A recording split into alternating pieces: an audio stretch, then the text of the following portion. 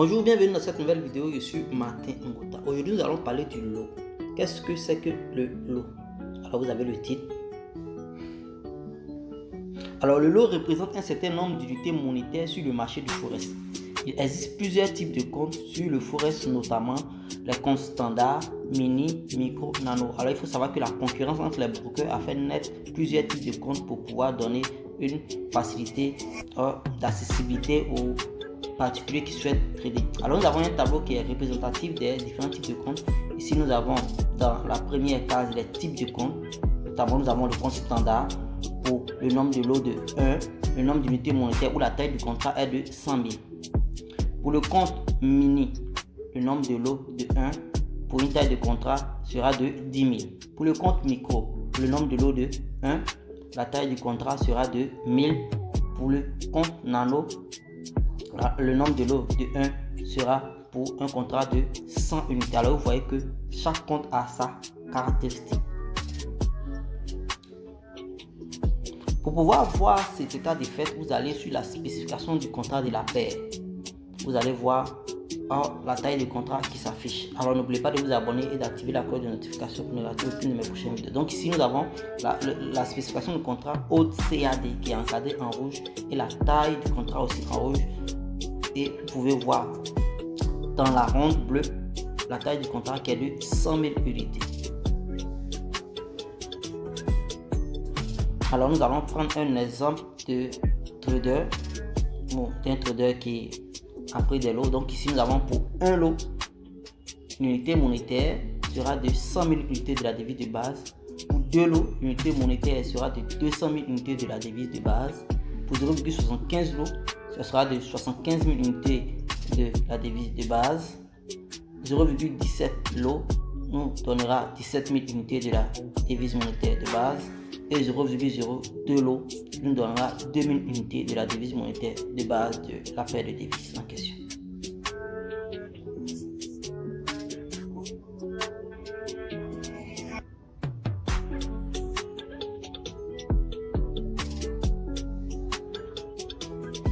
Alors nous allons voir un tableau des valeurs des tailles du contrat ainsi que des valeurs de PIB. Ça c'est un additif que j'ai décidé de mettre. Alors ici nous avons les paires Forex. Nous avons l'euro USD, le Nasdaq USD, etc.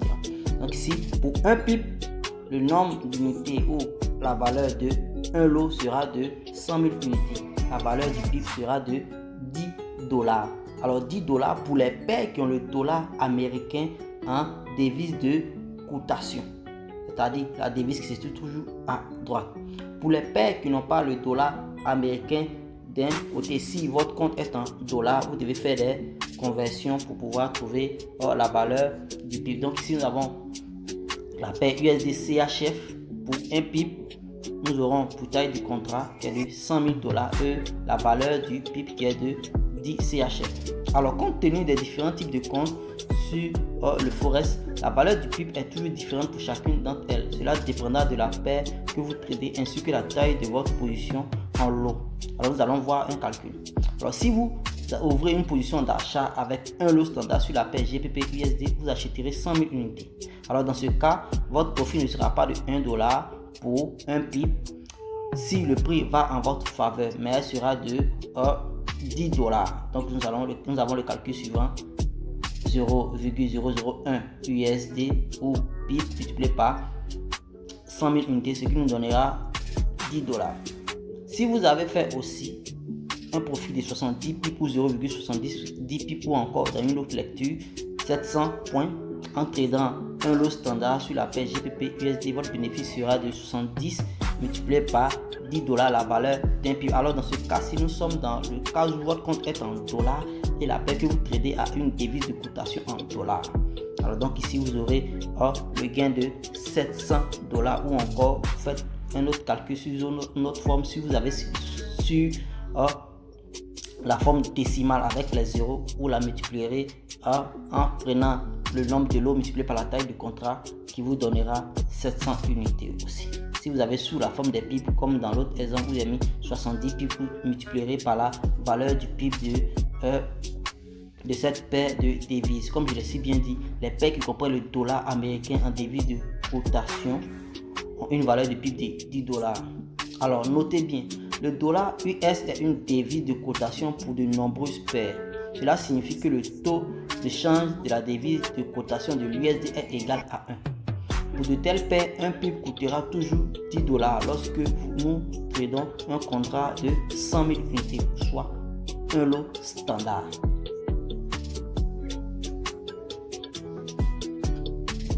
Alors nous avons le calcul suivant.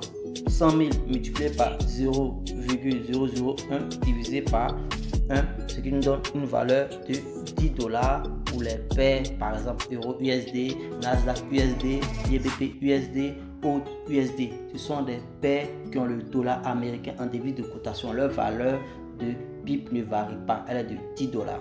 Alors pour les paires où le dollar américain est en devise de base, soit par exemple USD CHF, USD CAD, USD JPY, cela dépendra. La valeur d'un PIB dépend du taux de change.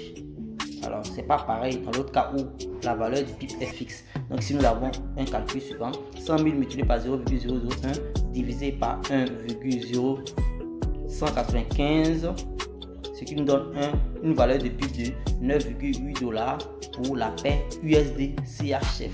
C'est-à-dire le PIB vaudra 9,8 dollars. Vous voyez que c'est différent de l'autre. Alors pour les paires qui incluent le yen japonais, la valeur du PIB est calculée comme suit. Donc c'est pareil comme dans l'autre cas. Vous faites 100 000 multiplié par 0,01 divisé par le cours de USD CHF 120,65, ce qui nous donnera un résultat de 8,28 dollars, la valeur du PIB. Donc vous voyez que si le dollar américain est en devise de base, il faut d'abord convertir pour trouver la valeur du PIB en dollars. Mais pour les paires qui comprennent le dollar américain en devise de cotation, c'est-à-dire la devise qui se trouve toujours à droite, la valeur du PIB ne varie pas. Si vous prenez un lot, la valeur du PIB sera de 10 dollars. Si vous prenez 0,1 lot, la valeur du PIB sera de 1 dollar. Cela dépendra du lot que vous avez pris. Alors merci pour votre attention, merci d'avoir suivi cette vidéo.